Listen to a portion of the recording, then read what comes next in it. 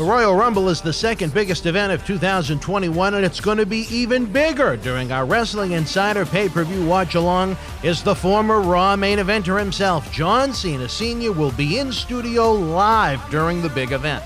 We'll watch the Royal Rumble, take some questions, sign some autographs, and make this year's Royal Rumble as interactive as it can be without you being there in person. Get ready for John Cena Sr. live during the Royal Rumble, January 31st. Boston Wrestling Sports and the MWF explodes into a new year of unknown with professional wrestling content galore, and we need you to join our family. Every Tuesday night at 10 p.m. after we review the previous night's Monday Night Raw, it's Wrestling Insiders at your house with the unpredictable WWE Hall of Famer, Mr. USA, Tony Atlas. Wednesday nights after WWE, NXT, and AEW at 10 p.m., you never know who's going to show up on Wrestling Insiders Special Edition. Every Thursday night at 10 p.m. after our NXT and Dynamite review, it's Marty Jannetty's No Holds Barred Sex, Drugs, and Rock and Roll journey through the 80s and 90s on Wrestling Insiders Party with Marty. Friday nights after the lights go down at the Thunderdome on SmackDown, it's John Cena Sr.'s Wrestling Insiders Fabulous Fridays. Plus, look for classic clips, bonus live episodes, pay-per-view watch-alongs, and more. If you want early, ad-free access to all of our Wrestling Insider talk shows, our acclaimed studio shoot interview DVD library, and to help keep wrestling legends working during the worst of times, for less than a cup of coffee at Starbucks, join our growing family at patreon.com/Boston Wrestling. Expect the unexpected in 2021. This is Mick Foley. This is Harley Race. This is Shelton Benjamin. This is Mr. Wonderful Paul Orndorff. This is the Monster Abyss. And this is Daniel Bryan. This is JBL, and you're watching the MWF. Be there live.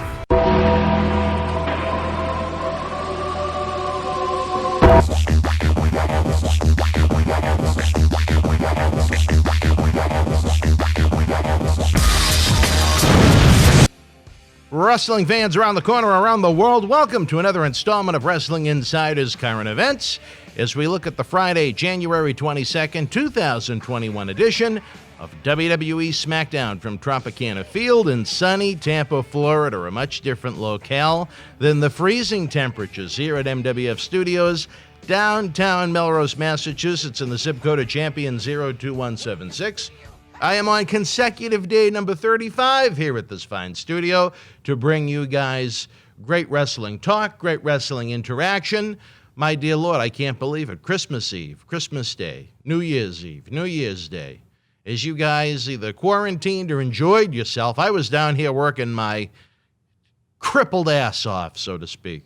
We're going to shoot, baby. Sometimes when we tape early in the morning, some know I may be a little grumpy when I have to get out of my nice warm bed to go out into the cold to come to the studio to get the SmackDown review ready. It was a big week here in Boston Wrestling Sports with 4 great wrestling insiders in studio shoot interviews with WWE Hall of Famer Mr. USA Tony Atlas on Tuesday. Wednesday, it was Wrestling Insider Special Edition with the Warlord, a really great episode. Thursday nights, as always, we partied with Marty Jannetty. And then after SmackDown each and every week at 10 p.m., it's Wrestling Insider's Fabulous Fridays with John Cena Sr. 4 unique human beings with unique points of views on various topics in the world of professional wrestling. We're going to try something a little different. Little idea popped into my head this morning when I was getting ready to come down here. This will likely wind up on Facebook to try and push our presence there, as the number of followers we have on Facebook is literally heartbreaking compared to the number of folks we have on Twitter and YouTube. So this might be a way to bump it up. Dedicating 4 nights per week to our talk shows, along with 3 podcast-style WWE and AEW TV review programs, along with the live specials we have, the flashbacks, the daily history videos. That's a lot of time to dedicate to something. WWE has a hard time to get fans to dedicate that much time to their platforms. We love you and consider you one of our friends, even if you tune into just one of our shows and follow us on just one of our social media platforms. If you enjoy early ad-free access to our Wrestling Insider In-studio talk shows, the world-renowned studio shoot interview DVD library is seen by millions online and millions more on The Howard Stern Show. The exclusive content provided and helping keep wrestling legends working during the worst of times over at patreon.com/Boston Wrestling. Well, you're not just a friend. You're an extended part of the family, as we get the cheap plug-in. But what I want to do is make one super-sized, one-stop shopping edition of the 4 weekly talk shows. Not definite, but I'm thinking maybe it's something we can try Saturday nights at 10 o'clock after the SmackDown review show. A lot of people, on Saturday nights, they're home, they're off from work, they're stuck in the house under quarantine, or maybe depending upon where they live, it's suggested they quarantine. There's not much to do at night anymore, unfortunately, depending upon where you are, although in Massachusetts, some of those restrictions are being lifted a little bit on Monday, so we can go to a restaurant past 9 o'clock or go see a movie past 7, which would be nice. But I think this might be a fun way to get some new fans with us. It might be a complete failure. I have no idea. But we're going to give it the old college try. You can't hit a home run if you don't go up to the plate and swing the bat, right?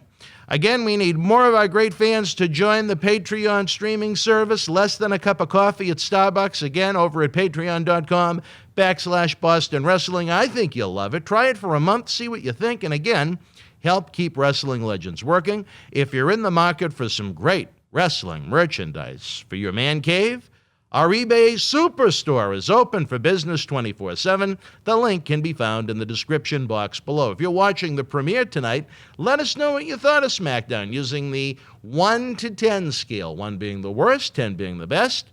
Without further ado, here's the man whose feet can never be cold.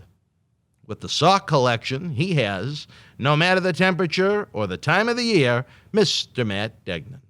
I know you are trying to select a tremendous pair of socks to wear during Cecil the Lion's land party this Thursday. I know that's something that you've had marked on your calendar for a while now. It seems like it's going to be a lot of fun, especially on a night where there's no professional wrestling on television. You can almost guarantee I won't be in that party. But what is wrong with the land party? I knew nothing of it. And that makes 2 of us, but somehow I got included. And I still have no idea what it is, but I probably won't be in it because I don't have much knowledge of it, so I'd kind of just be sitting there playing a game. I have no idea what it is, so... No, that'll make 2 of us, but last night Cecil actually booked Land Party 2 for the month of February, so if you decide to miss out on the first one, on Thursday, at least you'll have that second opportunity. I invited Cecil a minute or 2 of time here on the talk show today to discuss the land party after we review SmackDown, but he said he was held up.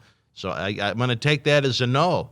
That blonde hair of his, he's got to get it in the hairnet before he goes to cut the Hoffman's cheddar cheese down at Shaw's. But let's talk wrestling. Let's talk SmackDown. The Thunderdome last night, those lightning bolts were flying everywhere at Tropicana Field.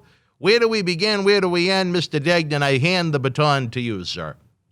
Well, SmackDown opened up with, guess who? Yes, of course, Universal Champion Roman Reigns.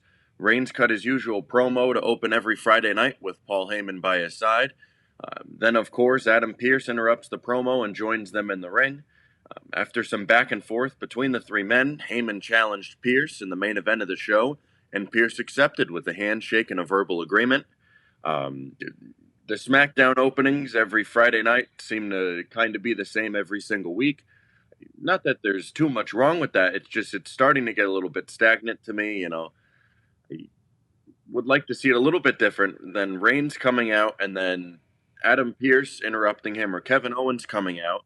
It just seems like it's the same thing to open every single SmackDown. I mean, it's good promos, it's good talking between the men in the ring, but to me, it's starting to get a little bit stagnant, and they need to kind of freshen up the opening of the show a little bit, and not have Roman Reigns come out every single week. I know people like Reigns; he's the top guy in the company right now. Opening the show every week with him, starting to get a little boring to me. But what did you think of the opening of SmackDown last night? Well, I think you're right in that it is becoming a little predictable. I think on the positive note, at least the content has been very good. This isn't a flashback to the well before your time, the 2002 to 2004-5 run of Triple H opening up Raw every week when it was a 2-hour show with a 20-minute monologue. But Roman's work continues to be great. I love Paul Heyman with him. The material they had last night, a little bit different than what you'd usually expect, less than 2 weeks out from the Royal Rumble. But, I thought it was a very good promo. I thought the execution was well with the material given. I continue to be a big fan of the tribal chief that sits at the head of the table. And I missed Jey Uso last night, who continues to be one of the highlights of SmackDown. I hope all is well in the world of Uso. WWE Women's Tag Team Champions Charlotte and Asuka defeated Ruby Riott and Liv Morgan in a non-title match. The match was a little sloppy for me at times. It just didn't seem like Riott and Morgan were clicking with the Women's Tag Team Champions of WWE, but not really a match for me. But what did you think of the Women's Tag Team match? It was not much to write home about. We've seen worse. And that's pretty sad considering that this wasn't very good. The Riot Squad is, but there's not a lot for Charlotte and Asuka to work with. I thought the nonsense with Sami Zayn being handcuffed to the barricade was different. I thought it was unique. Me, I'm not a fan of Sami Zayn in any way, shape, or form. I think the gimmick sucks. I think he has a terrible look.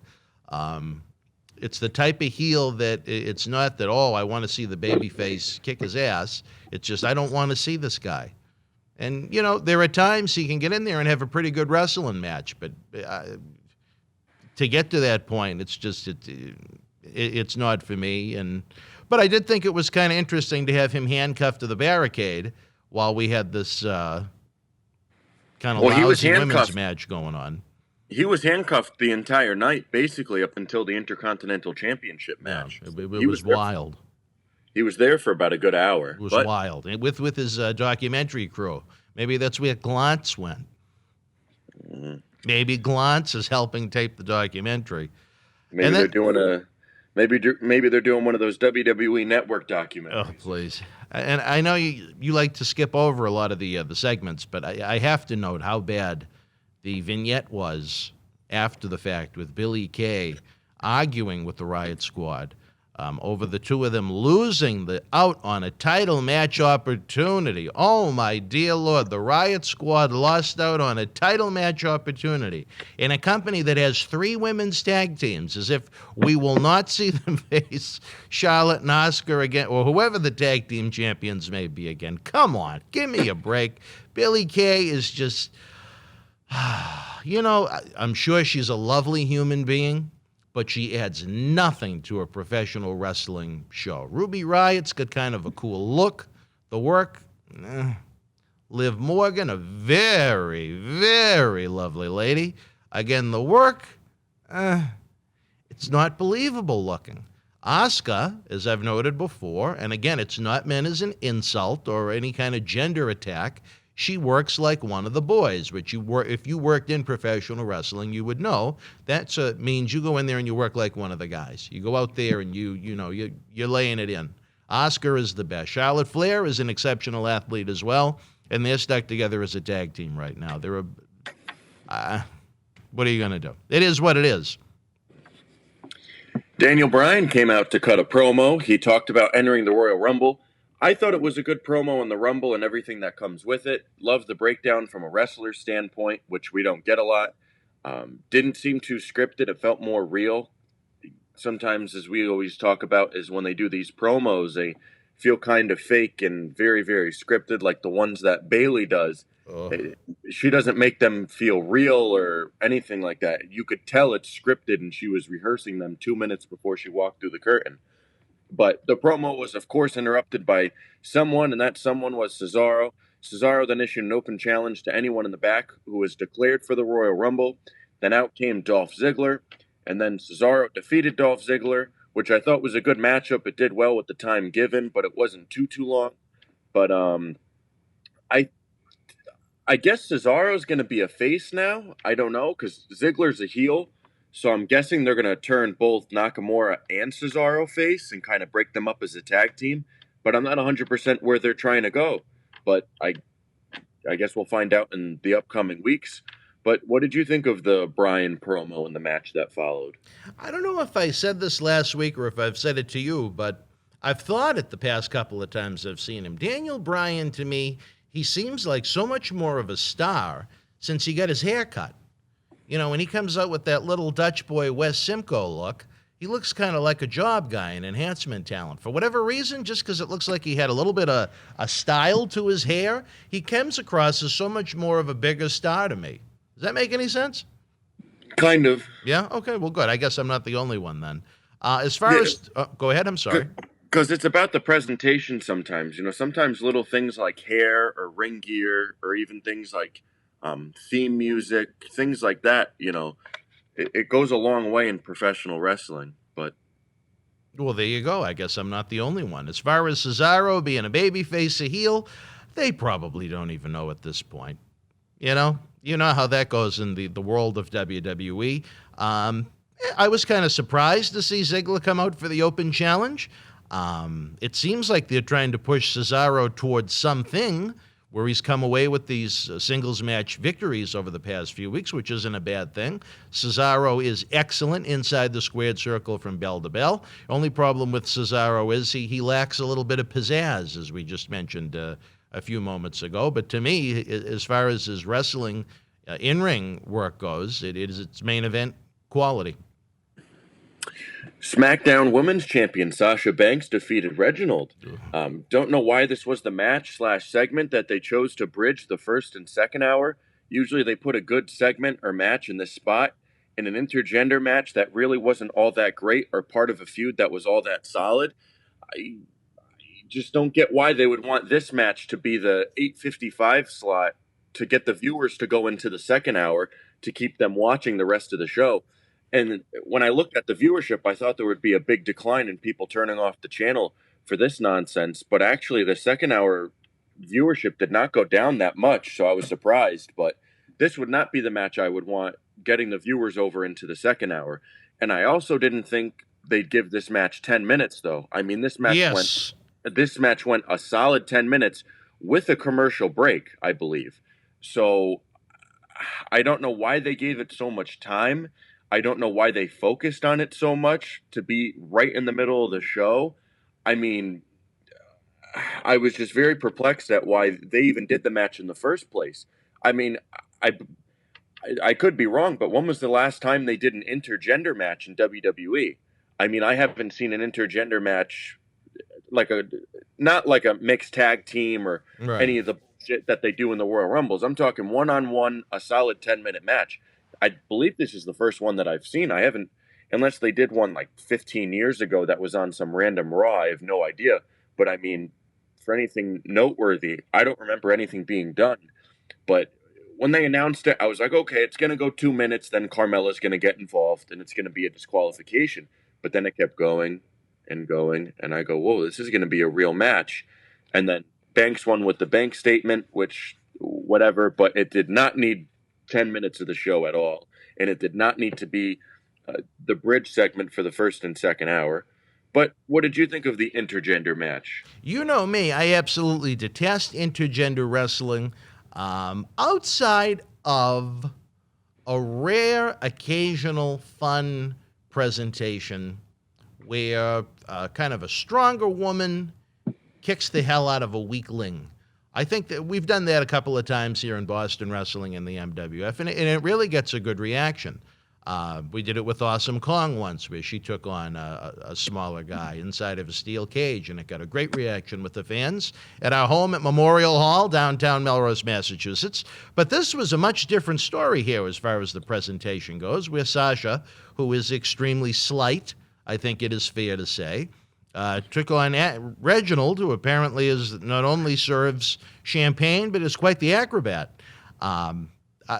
what I thought was absurd was that during 10 minutes, Reginald could not get in one offensive move on Sasha. Not one offensive move on an 80-pound looking woman. That's why I don't like intergender matches right now, for the reasons just like this. And I think in reality, WWE and a lot of wrestling in general isn't wrong. I don't think a lot of people want to see a man beating up a woman. I don't think it makes for a good presentation. I don't think it's in good taste. I think I've noted before back in the mid-2000s, WWE has always been very gracious and is having us as guests at live events, but I never took the oldest of the two little Mirades to a live WWE event to this day, because back then, when you had the women's matches, a lot of it was bra and panties. There was the men-on-woman violence, and I didn't think it was suitable for a kid to watch. This just defies common sense completely, to have a woman, again, that looks like she's about 80 pounds, get in 100% of the offense on Reginald. It certainly didn't make me want to see the Sasha and Carmella match at Royal Rumble. It made me want to change the channel. So I thought the segment was a failure. I think it had the potential to be something good. I think, let me show you a different way to go about it. Instead of being negative, this maybe would have been more of a positive way to do it. If you had a program going on now with Carmella and Asuka, and like I said, Asuka works like she's one of the boys, and you had Asuka get in there and kick the fuck out of Reginald, I think that would have been a fun 4 or 5 minute match. This was not that. This was not that at all. No, it was that parkour nonsense that guy usually does outside of WWE, which I thought was kind of cool to see the flips and stuff like that. But yeah, well, you know what? When Vegas opens up and they do the Cirque du Soleil shows again, he can go out there and parkour. I want hardcore, baby, not parkour. Oh, bring back ECW. There you go. Next up, we got Big E versus Apollo Crews, but it did end in disqualification after Sami Zayn ran into the match. This means that Big E retained his Intercontinental title. And I'm sure we'll be getting a triple threat match soon between Crews, Big E, and Zayn. I would have switched this match with the intergender nonsense to bridge the hours. If I'm a wrestling viewer, I'd much rather stay for a title match, even though you knew Big E was going to win or something was going to happen with Sami Zayn at ringside. But I would have much rather tuned in for this match than the Sasha Banks and Reginald match. But this match was shorter than the intergender stuff before it, which I thought was kind of funny. It got less time, for a title match. There was a run-in, though, but it's just kind of funny how it lined up. But what did you think of this Intercontinental title matchup? I didn't think the match was that bad. Again, WWE faces a great challenge in trying to get Big E over as a serious singles competitor after 6-7 years of the New Day comedy routine, which did work, as much as I don't like quote-unquote sports entertainment presentations. I think the New Day is one of the great success stories when it comes to sports entertainment. But now, again, you're stuck with, look at Kofi's run as the world champion. I love Kofi Kingston. We had him here in Boston Wrestling in the MWF. He's a great human being. Kofi's one of the great athletes in the history of WWE. I love to watch Kofi wrestle, but he had zero credibility as a world champion, to the point where when WWE lined up all the champions that all of social media wanted, with Kofi as the SmackDown champion and Seth as the Raw champion, because Brock, he doesn't wrestle all that much. And you had the women main event WrestleMania and the man Becky Lynch. She was the champion of both brands, I think. And what happened at that point when they gave the social media fans what they wanted? Attendance plummeted to the point where they were canceling house shows on a semi-regular basis. So you can't always listen to social media. Should you ignore it? No. But should it be the beginning and the end of how you go about doing things? Absolutely not. Anyway, Big E, again, I just think it's an uphill battle. The match with Crews was good. If they decide to go the heel route with Crews, he needs help on the personality side. And again, as I think I noted last week, I would not put him with Paul Heyman, because then I think you begin to water Paul Heyman down. Paul Heyman should be with one talent, Jey Uso, it fits where it's Roman's cousin right now, and he's almost kind of an aide as much as he is someone that Heyman manages for his wrestling matches as far as that unit goes. But I think Apollo Crews has great upside. As I've noted before, seeing him in non-televised matches, we call house shows, I think Apollo Crews has much more to offer than we've seen on television. Seeing Sami Zayn get involved, but, I think it extends the program, it extends the feud, as opposed to having, Crews have to do jobs over and over again, because I think it would be a huge mistake to have Big E lose the title this early into the run. If it had to be Sami Zayn to get involved, as long as he doesn't come away with a victory over either one of those men, it is what it is. The match itself I liked. Next up, we saw Bianca Belair beat Bayley in the obstacle course. John Candy was the official for this whole thing. I enjoyed that. That was the one thing I enjoyed out of that, was All seeing her facial Candy running around expressions. with the mic. Yeah. Candy sold. After Belair won, she was attacked by Bayley.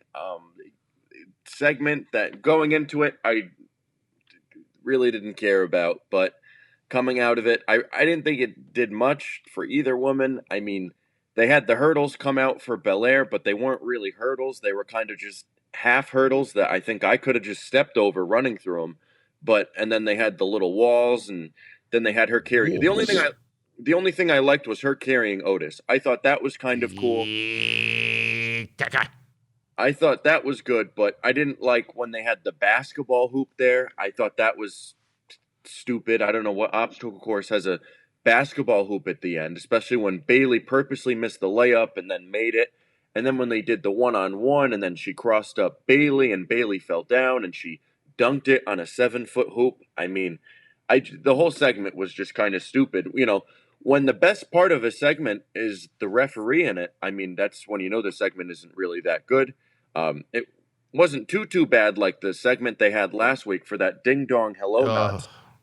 But a little bit better than that, but still nothing I would want to purposely see on TV.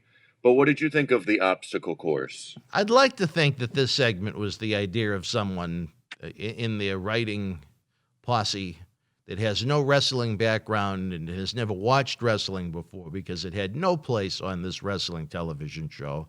It was stupid. It did not make me want to see the match between the two anymore. I don't think it did anything to enhance the rivalry. I think it was poor comedy. I could go on. I enjoyed the referee for non-wrestling reasons. I don't know if I mentioned to you, but I was at that Fridays the other night with our good friend DB, and the server we had was, believe it or not, the TGI Fridays version of John Candy.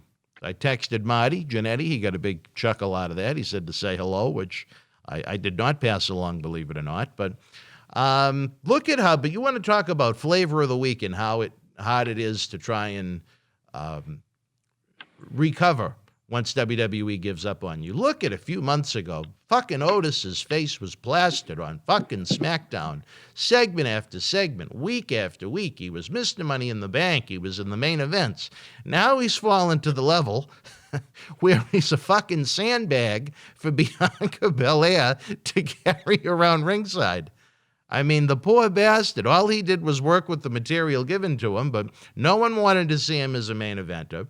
No one wanted to see him with Mandy Rose, and the man is left with nothing. He even lost his best friend and tag team partner. We can't even get Heavy Machinery in the tag team title picture now, because Tucker is doing... they're going to put his picture on milk cartons on Raw as someone that's been missing. But at least we got a little Otis glimpse last night for the Otis fans out there. I knew it was going to happen, like Eugene, I was just about to say. Zach Gowen, and so on and so forth. They turned them into the flavor of the week. They overpushed them to the point where the fans just say, you know what? I've fucking seen enough of fill in the blank. In this case, it's poor Otis, who's a guy, again, who did nothing wrong other than work with the material they created for him. I was just about to say, almost everybody saw it coming with Otis, how he was just so built up so rapidly after, after WrestleMania is really where he started to take off. I mean, even before they were starting to kind of build him up a little bit, especially in the tag team. But when it came to him being kind of the spotlight out of him and Tucker, that came after WrestleMania after he beat Dolph Ziggler. Never mind the spotlight of heavy machinery. He was one of the spotlights of the show. No, that's what I'm saying. Oh, okay. When he was a spotlight, like by himself and not just the tag team. But everybody saw it coming with him. Everybody knew he was going to just get that little run, as you said, at the top. Not at the top, but you know what I mean, that big push, and then he was kind of just going to go back down to catering for the rest of his career. That's why. And you know what? From what I'm told, this guy is a legit badass. He's a shooter. Again, maybe the presentation is all wrong. WWE loves its comedy, and they decided to take a guy with some legit credentials and turn him into a goof.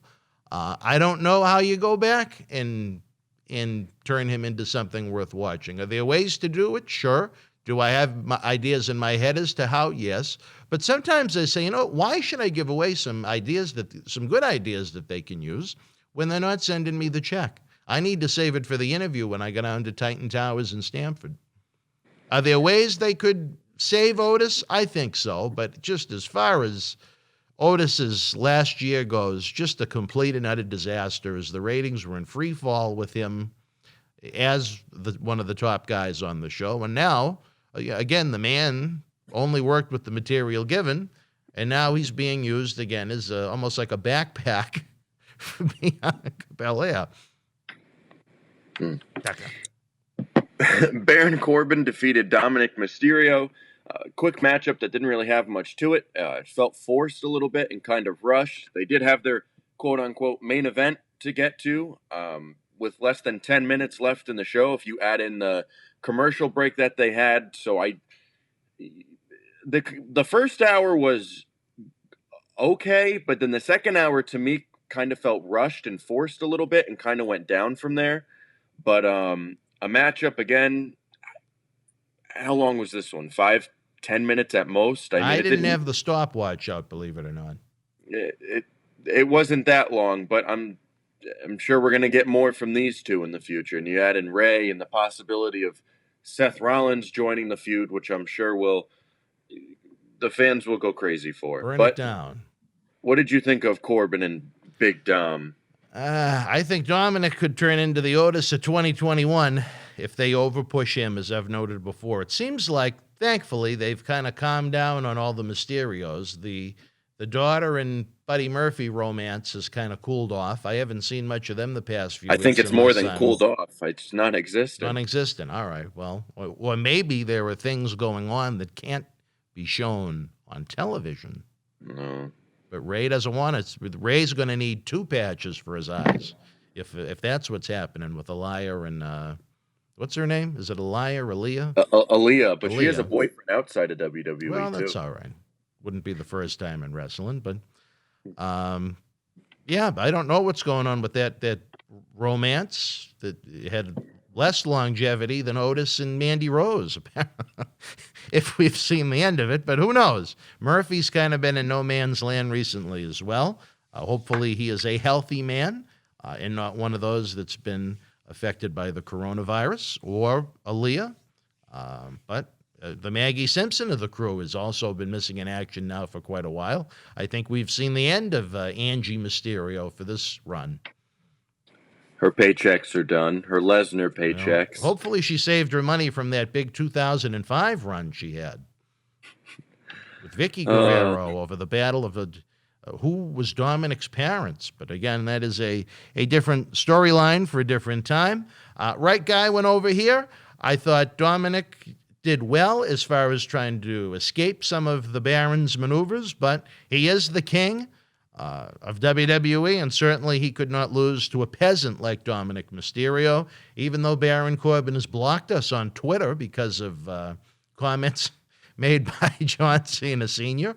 I continue to believe he is a man with upper card potential. At one point, I thought he could be one of the top heels. I think the presentation of him has been so lousy in recent years it would be tough to recover from. But I like Baron Corbin. Johnny doesn't, and I guess the Baron took offense to it. He didn't like John Cena Sr.'s shooting. I like Baron Corbin. I just don't like that he's a Chiefs fan, but Well, do you We'll like get the into- fact that Johnny shot on him? Well, he shoots on everybody, so there's not much you could do about Well, that. I sent you that little clip via text. He said he does shoot. I don't think he needed to confirm that.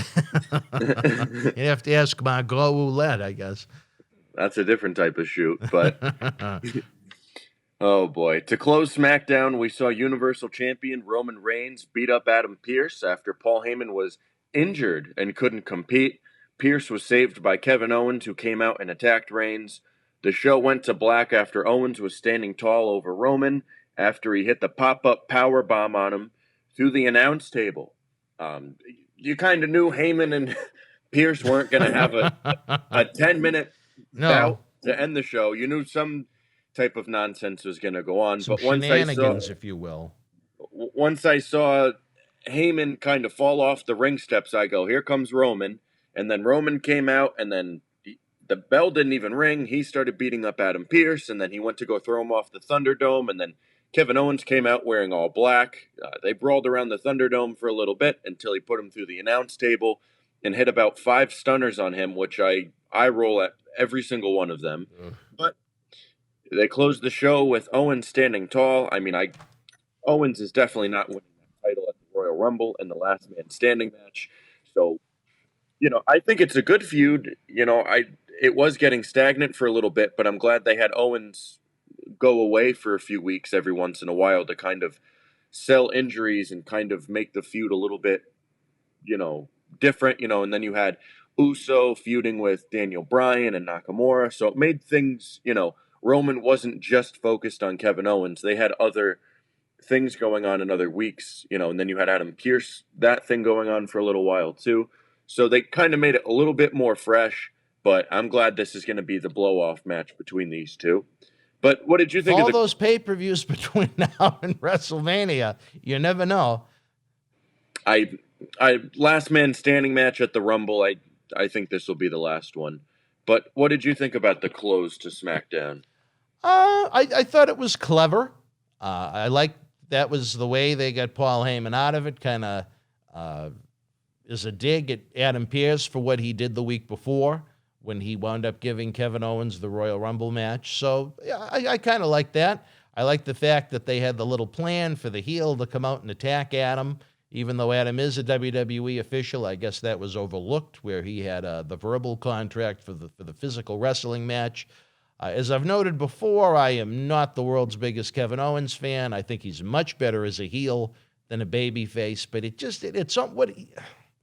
When he's a babyface, it's almost like he's an indie guy. I mean, he's kind of got that Mick Foley look. He does the Steve Austin finish. I mean, it's just not something I enjoy. It's not for me. I know there's a lot of Kevin Owens fans out there, and you know what? If you're enjoying it, I'm glad. I am not one of them. I am a big fan of Roman's work, and I do think, despite my lackluster opinion of Kevin as a babyface, I think it'll likely be a very good match at the Royal Rumble. It might surprise some people if they give it enough time for them to really let loose and brawl all over the Thunderdome, where it is a last man standing match. We'll go into our grades now of SmackDown. I thought it was a solid show. There wasn't a lot that was great, but there was a few things that were not that great. As we said, most of them were. Almost all of them involved the women, the women's tag team match, the intergender match, and then the obstacle course. But those three right there, I think, were just major downfalls to the show. But I think everything else was solid. Big E and Apollo Crews, for the time that they had, I thought that match was solid. I thought the ending of the show wasn't great, but it was okay. Mm-hmm. Corbin and Mysterio was okay, but it was still short. So, and then Cesaro and Dolph Ziggler, that still wasn't that long, but it was solid for the time given. So everything that was good for the show wasn't too long, since you only have about 2 hours. So if it was Raw, it'd be a different story where we would say everything went too long and it was boring. But short and sweet is what they did last night. But I think with those 3 women segments, that really took it down a notch. But I went 5 out of 10, so I was kind of middle of the road. But I think if you leave out those 3 women's things, I would probably bump it up a lot higher. But what did you think of SmackDown as a whole? I think this is turning into a thing. I gave it the same rating you did. I gave it 5 out of 10. A few things I liked, some things I did not like at all. Nothing really stood out as so great that it would up it over that 5 level to me. There was nothing so bad that it would degrade or take away from the highlights of the show. So I gave it a middle of the road, an even 5, which is one of the lowest SmackDown grades I've given in a while. But it wasn't a bad show. It just wasn't good, or very good, I should say. It was fine. Did you want to guess the SmackDown viewership? Oh, let's see. It was a Friday night. The world of sports is back in full effect now. I'm going to say right around the 2 million mark. 2,282,000. Wow. Well, that's pretty good then. Yeah, it went up from last week, but it was a good number. And even the second hour was only, I believe, it was basically even with the first, which I was kind of surprised since you had, the obstacle course and then the Sasha and the intergender stuff. And then Adam Pearce and Paul Heyman, you knew what was going to go on with that. But I thought, for the second hour being almost more than the first, I mean, I was surprised, but solid viewership nonetheless compared, to what they've been doing now, but not overall. I still think it's a weak number where they're on network television now. If SmackDown was still on USA Network, I think 2.2 million would be fantastic. For it to be on network TV and do 2.2 million, not good. No bueno. I'm saying compared to what they do, like with Raw, and then at least it went up. That's what I'm saying. It's solid. Yeah, I mean, anytime it goes up, it's a good thing. Can they sustain the upward momentum over the course of a few weeks? That's the main point of contention. With wrestling right now in 2021, as we see with all the shows, there's a lot of fluctuation over a couple 100,000 people on any given week. If you could see upward momentum, even if it's just a small gain for 4-6 weeks in a row, I think that would be great. It is WrestleMania season. The marquee material of the year should be coming our way over the next few weeks. So we'll have to wait and see what happens with that. I think it should bump up both Raw and what's the other show? Oh, SmackDown, the one we're talking about, yeah. Until the ratings start to dive a little bit in the spring after WrestleMania. The peak material goes away. There aren't as many legends or veterans of the past that you can bring back for that post-Mania pop. It's usually just NXT talent it is what it is. It's not an insult, but the NXT numbers certainly aren't what Raw and SmackDown are, so fans aren't as familiar with them. Well, it'll be an interesting winter. We have 4 or 3 pay-per-views to get through before we get to WrestleMania. I am looking forward to our live watch party Sunday, January the 31st. I know your socks almost came off when you found out about the superstar that's going to be joining us for the watch along. I know the fans are pumped about it. It's going to be a great night, Sunday night, January the 31st at 7 p.m. I'm actually excited for this year's Rumble. I'm usually not. I'm talking about our special guest. Yeah. I'm talking about the Rumble itself. Well, what's wrong with the guest? There's nothing wrong with the guest. I'm just talking about the Rumble. But I'm actually excited for this year's Rumble. I'm usually not, you could see, I still have Daniel Bryan, but I don't know. They might have Nakamura pull it off this year. I mean, last year they had Drew McIntyre become a face like a month before the Rumble, and he ended up winning it. And they turned Nakamura face just about a few weeks before the Rumble. So, I mean, it's kind of similar to what happened last year with Drew and how they turned him just before the Rumble. So you could see Nakamura win his second. You could see Daniel Bryan win his first. Maybe they pull off the upset and have Cesaro win. Who knows? But I would be shell-shocked if Nakamura won, just based upon like Ryback. What little I know. Yeah, exactly. What little I know about the creative plans headed into WrestleMania. Nakamura is not on the drawing board for that position, but anything can change between now and then. I much prefer the artist is a babyface as opposed to a heel. Maybe we get a little knock. I really think the best course of action would be to take someone on Raw and have them face Roman, because the babyface side is just so weak on SmackDown right now. I mean, if you wanted to go with the Cesaro or a Nakamura, I really think you need more than just to give them the Royal Rumble. I really think they need a build going into it. And again, there is time between the Royal Rumble and WrestleMania with about 15 pay-per-views, but like I said, as of now, I would be shell-shocked if it was the artist. But who would you have win on Raw? I mean, there's not really many top faces that you could have win. Keith Lee? I think Jeff Hardy and Roman Reigns would be a good main event or a good kind of main event for WrestleMania if they don't have a Lesnar type that they're going to bring back. I guess. I mean, maybe I think Mysterio would be. Maybe Samoa Joe. It would be a surprise, but I like Samoa Joe on commentary. I think he's going to have a great career in commentary once he decides to retire from the ring.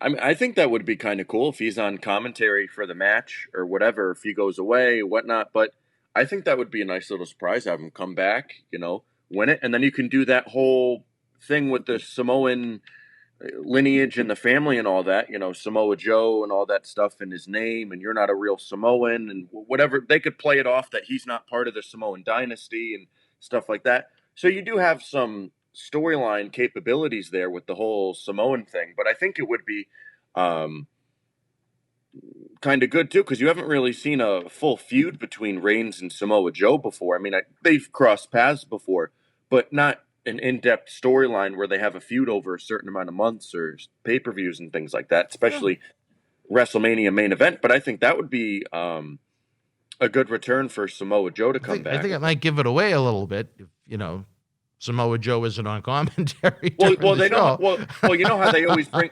Well, they always bring in like JBL and Jerry Lawler to do the guest commentary. Yeah, they could always go that route, but I just based upon the way they've used him, I don't think they see him in that role. As far as me, I like the idea of it, but as far as how WWE, I think, looks at Samoa Joe as a package, I don't think they look at him as someone they'd put in a title match at WrestleMania, but who knows? Maybe they'll prove us wrong Sunday night, January the 31st.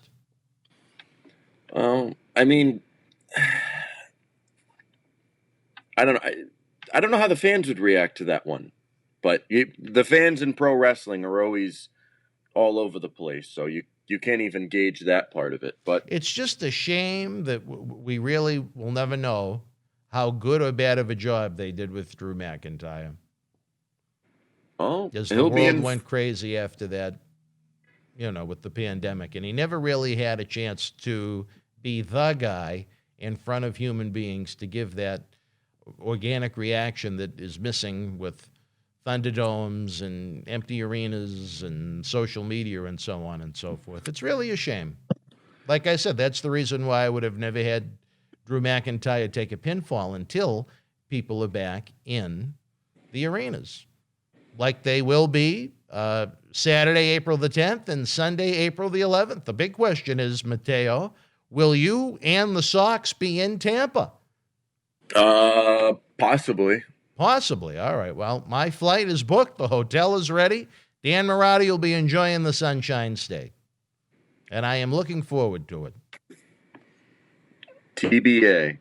Well, Tony B. Atlas. Would you have other endeavors planned WrestleMania weekend already? No, but Nancy might. She said she might want to go. So Nancy might want to go to Mania. Yep. Now, I didn't know Nancy was that big of a fan. She's a huge wrestling fan. I did not know that. I thought she just tolerated bringing you to the shows to take you. Her favorite of all time is Jimmy Snuka, but I don't think he'll be there in April. No. It's a good thing that, well, I don't want to go in that route, but Jimmy had issues with Nancy's. But it's a good thing it wasn't that one. But I'm glad.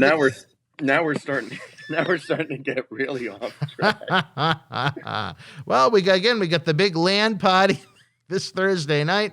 4 big Wrestling Insider talk shows this week. Of course, Tony Atlas will be back on Tuesday sharing his great insight from the brain of Atlas. On Wednesday night, you could call it Jens Dranovitz Insiders, as Brian Knobs Matt's good, close personal friend makes his return to the program. Thursday night, we party with Marty. You never know what to expect from that crazy individual. And Friday night, we wrap it up once again when the lights in the Thunderdome go down. His dome is just lighting up. And then 48 hours later, he'll be back with us live for the Royal Rumble watch-along. The question is, will he bring Margot Ouellette? I'm going to say no. I'll put You my don't money think we'll on see that. Margot here at the studio? She'll be taping episodes of Ms. TV and Dirt Sheet. Well, I'd have her here at the podcast table and really get the scoops on what goes on Ms. and Mrs., but that remains to be seen. I imagine she is in West Newbury right now, but those are just rumors. They're not known to be facts, but there's a romance is in. Forget about Mandy Rose and Otis. Forget about Aaliyah Mysterio and Buddy Murphy. The John Cena Sr. and Margot Ouellette romance. It's taken the world by storm. We can't get through an episode without talking about it on Friday nights. Even when we do our reviews too, we're talking about it. But I mean, he was after Mama Bella for a while, but that didn't pan out. But as I asked him on one of the recent episodes, looking at the Bella twins and the mother, I said, maybe there's an aunt that's interested in marrying someone in WWE or a cousin, or it's amazing how the women in that family all fall for people in the high-paying people in the wrestling world. It's interesting, but I guess it is what it is. Again, the Patreon is open for business if you want early ad-free access to these great programs I just mentioned. Our acclaimed studio shoot interview DVD library that has been seen by millions online and millions more on The Howard Stern Show. We have some Patreon exclusives, plus you help keep wrestling legends working. We cannot say it enough, fans. Patreon.com/Boston Wrestling. And we would love to know what you thought of SmackDown last night. If you're watching the premiere, in the chat, give it a 1 to 10, 1 being the worst, 10 being the best. Matt and I both gave it a 5. If you're not watching the premiere, you can always leave your thoughts in the comment section below. Matt, any news and notes before we go? Nothing from last night. No. All right. Well, we'll take that as a no then. Well, because you always have your news and notes for all the things that you have. Well, I no, mine are called cheap plugs. There's a difference. Well, you could word them however you want, but that really isn't news. Those are called cheap plugs. Is we got to get those fans over to Patreon, baby. As I've noted before, it costs a pretty penny to get all these great talents into the studio. Friday, February the 5th, Mr. USA Tony Atlas will be back with us live in studio. We're going to have a live episode for the fans to interact with Tony, and he'll be available for autographs and artwork. Then, I believe the third weekend in February, we're going to party with Marty again. So it'll be great to have Marty Jannetty back. But as far as the Wednesday night show goes, I believe we have episodes taped, I think, almost right up until WrestleMania. So if we're going to continue the Wednesday night show with the rotating guests, which the fans have enjoyed a lot, we really need to get you over to the Patreon. There's something, I think you know what I'm talking about, Matt, that's going on earlier in March that will make it a little easier for us to have some of these great superstars with us in studio to share their stories. We've been thinking about doing an Indiegogo type campaign, so there's a lot of ideas on the plate, but the easy way to do it, baby, join the Patreon. If you even want to go above and beyond that, you can make a donation of any size via PayPal. They take less of a cut than YouTube does with the Super Chats. Certainly nothing against our great friends at YouTube, but YouTube, I think they take about 30. PayPal, you're looking at about 5. You know what I mean? It's a big difference. Yeah, I don't know too much about all that. No. Well, I think you know the difference between 30 and 5, I would hope. Obviously, but right, the semantics of it. Just making sure. The semantics of it, I don't know too much. All right. Well, I know right now you're prepping for the LAN party. I will let you go. We hope you enjoyed the show tonight, fans. We will be back with our next television review program Tuesday night at 9 p.m. We break down Monday Night Raw, followed by Tony Atlas at 10. It is a creature double feature on Tuesday night from my good friend, my grumpy friend this week, a man that had a lot on his plate, almost like he was at the Old Town Buffet, Mr. Matt Degnan. I'm Dan Mirade. You and yours, be well. The World Wrestling Federation sold out Madison Square Garden with an overflow crowd into the Felt Forum in New York, New York, Monday, January the 23rd, 1984. In the opening contest, Tony Gurria beat Jose Luis Rivera. The Invaders drew Tiger Chung Lee and Mr. Fuji. The Masked Superstar with the win over Chief Jay Strongbow. Sergeant Slaughter defeated Ivan Putski via countout. Mr. Wonderful Paul Orndorff with Roddy Piper victorious over Salvatore Bellomo. WWF Intercontinental Champion Don Morocco battled Tito Santana to a double disqualification. The Haiti Kid and Tiger Jackson beat Dana Carpenter and Poncho Boy in a 2 out of 3 falls match. Hulk Hogan, substituting for Bob Backlund, defeated WWF World Heavyweight Champion the Iron Sheik to win the title in one of the biggest matches in wrestling history. Superfly Jimmy Snuka with the win over Rene Goulet, and Andre the Giant with WWF Tag Team Champions, my partner Tony Atlas and Rocky Johnson, defeated Afa, Sika, and Semula. If you were at MSG Live, share your memories in the comment section below. Use the links in the description box to keep Wrestling Legends working in our eBay store and on our acclaimed Patreon streaming service so we can bring you more interactive superstar shoot interviews to relive the good old days of professional wrestling. Boston wrestling sports in the MWF explodes into a new year with professional wrestling content galore and need you to join our family. Every Tuesday night at 10 p.m. after our Monday Night Raw review, it's Wrestling Insiders at your house with WWE Hall of Famer Mr. USA Tony Atlas. Wednesday nights at 10 p.m. after NXT and AEW, join rotating legends on Wrestling Insiders Special Edition. Every Thursday night at 10 p.m. after our NXT and Dynamite review, it's Marty Jannetty's No Holds Barred Sex, Drugs, and Rock and Roll journey on Wrestling Insiders Party with Marty. Friday night after SmackDown, don't miss John Cena Sr.'s Wrestling Insiders Fabulous Fridays. Plus, look for classic clips, history videos, bonus live episodes, pay-per-view watch-alongs, and more. For less than a cup of coffee at Starbucks, get early ad-free access to our Wrestling Insider talk shows, our acclaimed studio shoot interview DVD library, and help keep wrestling legends working during the worst of times. Join our growing family at patreon.com/Boston Wrestling. Expect the unexpected in 2021.